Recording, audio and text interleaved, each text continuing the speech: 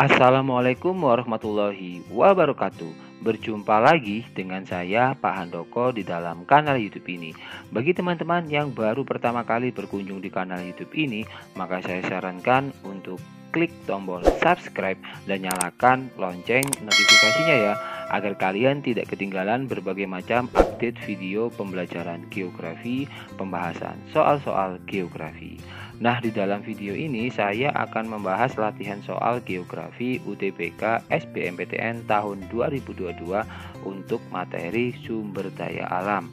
Oke teman-teman, tanpa berlama-lama lagi, kita langsung saja menuju soal yang pertama. Sumber panas bumi mengeluarkan energi yang relatif konstan sepanjang tahun. Sebab sumber energi panas bumi berasal dari aktivitas tektonik yang ada di dalam bumi. Untuk soal nomor 1, jawaban yang paling tepat menurut Pak Handoko adalah opsi yang C. Jadi kenapa pernyataannya benar? Karena energi panas bumi atau geotermal adalah energi yang memanfaatkan panas bumi dari dalam bumi. Sumber geotermal mengeluarkan energi yang relatif konstan sepanjang tahun. Nah, sedangkan alasannya salah karena sumber energi panas bumi berasal dari panas bumi, bukan karena aktivitas tektonik atau pergeseran lempeng. Jadi jawaban yang tepat adalah opsi yang C. Kita lanjut ke soal nomor 2. Masalah sumber daya alam adalah penyebarannya yang tidak merata, baik jenis maupun jumlah, dan nilai kegunaannya ditentukan oleh penguasaan pengetahuan dan teknologi. Sebab barang tambang merupakan sumber daya alam yang terikat pada lokasi dan dapat menjadi sumber daya potensial atau aktual tergantung pada pemanfaatannya. Untuk soal nomor 2, jawaban yang paling tepat menurut Pak Handoko adalah opsi yang B. Jadi pernyataannya benar karena penguasaan pengetahuan dan teknologi menentukan pengelolaan sumber daya alam. Sedangkan alasannya benar karena barang tambang termasuk sumber daya alam yang terikat pada lokasi dan dapat dimanfaatkan kegunaannya. Tetapi jika dieksploitasi dapat menimbulkan kerusakan lingkungan sehingga perlu diatur lewat undang-undang. Jadi pernyataan dan alasannya benar tetapi keduanya tidak berhubungan. Jadi jawaban yang tepat adalah opsi yang B. Kita lanjut ke soal nomor 3. Upaya pengendalian erosi yang dilakukan secara vegetatif pada lahan miring dapat dilakukan dengan cara A. Menanami tanaman mangrove, B. Membuka kawasan hutan menjadi perladangan, C. Membuat sengket dan teras-teras tanah, D. Crop rotation, E. Contour strip cropping.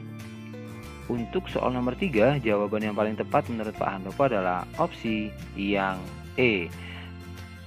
Jadi upaya vegetatif merupakan upaya yang dilakukan dengan penanaman vegetasi. Contohnya yaitu contour strip cropping yang merupakan penanaman dengan menyesuaikan garis kontur pada area yang miring. Jadi jawaban yang tepat adalah opsi yang E. Kita lanjut ke soal nomor 4. Berikut ini merupakan upaya yang dapat dilakukan untuk memperbaiki lahan kritis adalah A. Pembuatan sengketan, B. Sistem tumpang sari, C. Konversi lahan, D. Irigasi dan pembuatan selokan, E. Reboisasi dan penghijauan. Untuk soal nomor 4, jawaban yang paling tepat menurut Pak Handoko adalah opsi yang E. Jadi lahan kritis merupakan lahan yang tandus dan gersang karena tumbuhannya sedikit. Upaya yang dapat dilakukan untuk memperbaiki lahan kritis adalah dengan reboisasi dan penghijauan. Reboisasi adalah penanaman kembali hutan yang gundul, sedangkan penghijauan adalah penanaman lahan-lahan atau kawasan di daerah perkotaan. Jadi jawaban yang tepat adalah opsi yang E. Kita lanjut ke soal nomor 5. Kawasan Jawa Timur yang telah teridentifikasi mempunyai cadangan minyak bumi dan gas alam adalah 1. Selat Madura, 2. Cekungan Cepu, 3. Delta Sungai Berantas, 4. Cekungan Ponorogo. Untuk soal nomor 5, jawaban yang paling tepat menurut Pak Handoko adalah opsi yang A. Jadi kawasan Jawa Timur yang berpotensi mempunyai cadangan minyak bumi adalah sinklinal Randu Blatung yang berada di antara antiklinal Rembang dan Kendeng. Di kawasan sinklinal Randu Blatung terdapat cekungan Cepu, delta Sungai Berantas, dan Selat Madura. Jadi jawaban yang tepat adalah opsi yang A, yaitu pilihan 1, 2, dan 3.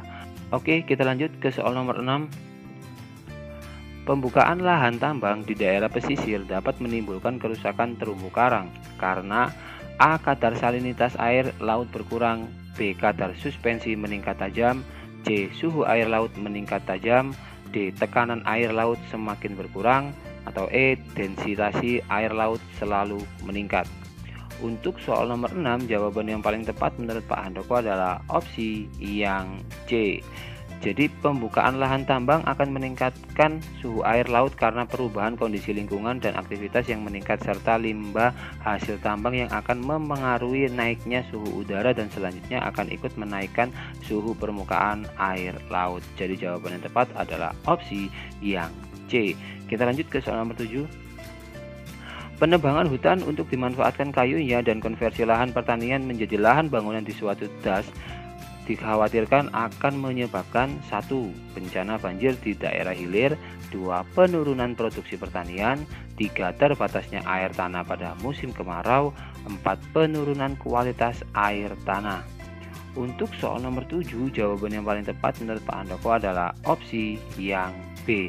Jadi opsi 1 dan 3 yang benar. Nah, pengalihan fungsi lahan di hutan untuk pertanian dan lahan bangunan dapat mengakibatkan 1. Banjir di daerah hilir, dan nomor 3. Terbatasnya air tanah, rusaknya ekosistem hutan dan daerah aliran sungai. Jadi jawaban yang tepat adalah opsi yang B. Kita lanjut ke soal nomor 8. Penghijauan atau reboisasi merupakan metode pengawetan tanah secara vegetatif. Sebab reboisasi diterapkan paling efektif di medan datar. Untuk soal nomor 8, jawaban yang paling tepat menurut Pak Handoko adalah opsi yang C. Jadi pernyataannya benar karena reboisasi atau penghijauan merupakan metode pengawetan tanah secara vegetatif. Sedangkan alasannya salah karena reboisasi paling efektif diadakan pada lahan gundul, terlebih pada daerah berlereng sebab daerah berlereng rawan akan bencana erosi dan tanah longsor. Jadi jawaban yang tepat adalah opsi yang C. Kita lanjut ke soal nomor 9. Penambangan material gambut di daerah rawa untuk bahan bakar sangat tidak dianjurkan karena A. Merusak ekosistem rawa, B. Memicu kebakaran hutan, C. Mengganggu siklus hidrologi, D. Menimbulkan kerusakan hutan, atau E. Meningkatkan pencemaran udara. Untuk soal nomor 9, jawaban yang paling tepat menurut Pak Handoko adalah opsi yang B. Jadi penambangan material gambut di daerah rawan untuk bahan bakar sangat tidak dianjurkan karena dapat merusak ekosistem rawa. Penambangan yang dilakukan secara terus-menerus akan menyebabkan jumlah gambut berkurang sehingga mengganggu kelestarian ekosistem rawa. Jadi jawaban yang tepat untuk soal nomor 9 ini adalah opsi yang B. Kita lanjut ke soal nomor 10. Pulau Madura sejak zaman dahulu dikenal sebagai penghasil garam yang baik. Hal tersebut terjadi karena Pulau Madura memiliki A. Musim kemarau yang panjang, B. Kualitas air laut yang baik, C. Pantai yang landai, D. Penduduk yang terampil mengelola tambak garam, E. Angin yang kencang mengeringkan tambak garam. Untuk soal nomor 10, jawaban yang paling tepat menurut Pak Handoko adalah opsi yang A. Jadi iklim di Pulau Madura berbeda dengan daerah lainnya. Madura memiliki musim kemarau yang panjang karena rata-rata musim hujan dengan musim kemarau sangat ekstrim. Panjangnya musim kemarau berpengaruh terhadap intensitas penyinaran matahari yang berdampak pada tingginya kandungan garam sehingga menyebabkan Madura sebagai penghasil garam terbaik di Indonesia. Jadi jawaban yang tepat adalah opsi yang A. Kita lanjut ke soal nomor 11. Hal-hal yang harus diperhatikan dalam pengelolaan sumber daya alam lingkungan menurut Undang-Undang Nomor 32 Tahun 2009 adalah 1. Keberlanjutan sumber daya alam potensial, 2. Keragaman karakteristik dan fungsi ekologi, 3. Keutamaan mempertahankan kearifan lokal, 4. Kepentingan berdasarkan persebaran penduduk. Untuk soal nomor 11, jawaban yang paling tepat menurut Pak Handoko adalah opsi yang C. Jadi Undang-Undang Nomor 32 Tahun 2009 tentang pengelolaan sumber daya alam lingkungan berisi 1. Keberlanjutan sumber daya alam potensial, 2. Keragaman karakteristik dan fungsi ekologi, 3. Keutamaan mempertahankan kearifan lokal. Jadi jawaban yang tepat adalah opsi yang C. Jadi pilihan nomor 2 dan 4 yang paling benar. Kita lanjut ke soal nomor 12. Pola usaha tani yang yang tepat untuk memulihkan kesuburan tanah dan meningkatkan kesejahteraan petani dalam jangka pendek adalah A. Penerapan usaha tani terpadu pertanian peternakan, B. Pemupukan dan pemberantasan hama secara modern, C. Pembentukan kelompok dan pengembangan koperasi, D. Pemupukan secara berimbang dalam panca usaha tani, E. Penganekaragaman tanaman dalam kegiatan pertanian. Untuk soal nomor 12, jawaban yang paling tepat menurut Pak Handoko adalah opsi yang A. Jadi pola usaha tani yang tepat untuk memulihkan kesuburan tanah dan meningkatkan kesejahteraan petani yaitu yang pertama jangka pendek, yaitu memanfaatkan sistem usaha tani terpadu bidang pertanian dan peternakan. Kedua, mengelola usaha tani dengan sistem mina padi. Kemudian ada rencana jangka panjang. Yang pertama yaitu mengembalikan kesuburan tanah dengan sistem tumpang sari. Yang kedua, melaksanakan panca usaha tani. Jadi jawaban yang tepat adalah opsi yang A. Kita lanjut ke soal nomor 13. Alasan energi matahari berpotensi dikembangkan sebagai sumber energi alternatif di Indonesia adalah A. Selalu panas setiap hari, B. Angin musim dari arah barat, C. Banyak terjadi hujan konveksi, D. Angin pasat tenggara lembab, E. Banyak terjadi hujan orografis. Untuk soal nomor 13, jawaban yang paling tepat menurut Pak Handoko adalah opsi yang A. Jadi sinar matahari merupakan sumber daya alam energi Indonesia dilalui garis khatulistiwa sehingga memiliki iklim tropis yang mataharinya memancarkan sinar sepanjang hari. Sinar matahari tersebut mampu diubah menjadi energi alternatif, misalnya pembangkit listrik tenaga surya. Jadi jawaban yang tepat adalah opsi yang A. Kita lanjut ke soal nomor 14. Makna yang terkandung dalam pernyataan menjaga keberlangsungan dan kelestarian sumber daya alam adalah 1. Perlindungan terhadap sistem penyangga kehidupan, 2. Pemeliharaan keanekaragaman sumber daya alam dan ekosistem, 3. Pemanfaatan secara lestari sumber daya alam ekosistemnya, 4. Pemanfaatan sumber daya alam sebanyak potensi dan cadangannya.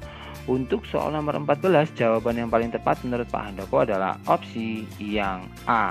Jadi, menjaga keberlangsungan dan kelestarian sumber daya alam sama maknanya dengan pembangunan berkelanjutan.